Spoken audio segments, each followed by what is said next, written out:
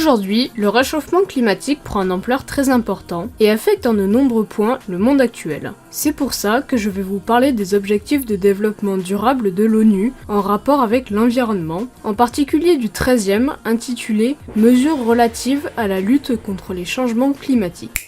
Comme son nom l'indique, il est là pour lutter contre les répercussions du réchauffement climatique sur la Terre et ses habitants. À savoir que depuis 1880, la température moyenne mondiale a augmenté de 0,85 degrés Celsius. Et je vous vois venir en disant que 85 centièmes de degré ce n'est rien. Et vous auriez raison, 85 centièmes de degré, a priori c'est pas grand chose. Mais vous vous trompez. À chaque fois que la température moyenne augmente d'1 degré, la production de céréales diminue d'environ 5%.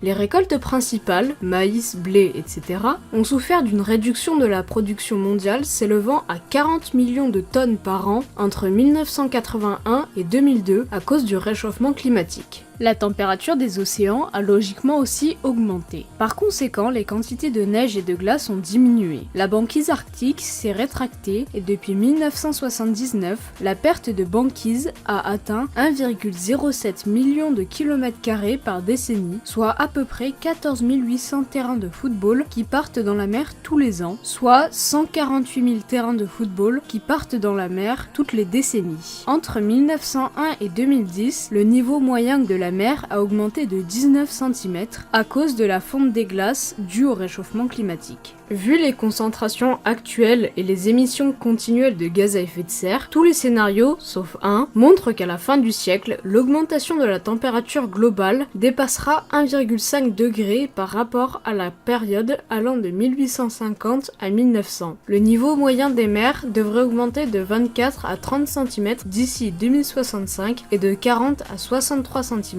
d'ici 2100. La plupart des effets du changement climatique persisteront pendant de nombreux siècles, même si l'on met fin aux émissions, parce qu'entre autres, les émissions ont augmenté plus rapidement entre 2000 et 2010 que durant chacune des 3 décennies précédentes. Il est encore possible, en utilisant de nombreuses mesures technologiques et en changeant de comportement, de limiter à 2 degrés Celsius l'augmentation de la température moyenne globale comparée au niveau pré-industriel. Je vous rappelle qu'à chaque fois que la température moyenne augmente d'1 degré, la production de céréales diminue d'environ 5% et que la fonte des glaces s'accélère inexorablement. Enfin, s'il y en a encore d'ici là. Pour endiguer ce phénomène, nous pouvons passer par le durcissement des lois de tous les pays concernant le réchauffement climatique, améliorer la sensibilisation et les capacités individuelles comme institutionnelles en ce qui concerne l'adaptation au changement climatique, l'atténuation de leurs effets et la réduction de leur impact. On peut aussi passer par la réalisation de partenariats de tout type pour limiter l'impact du réchauffement climatique à travers par exemple des partenariats avec les sociétés de distribution d'électricité pour pousser les sources d'électricité propres. Pour lutter contre le réchauffement climatique, chacun peut, pour ses déplacements courts, utiliser un mode de déplacement propre comme le vélo ou la marche à pied.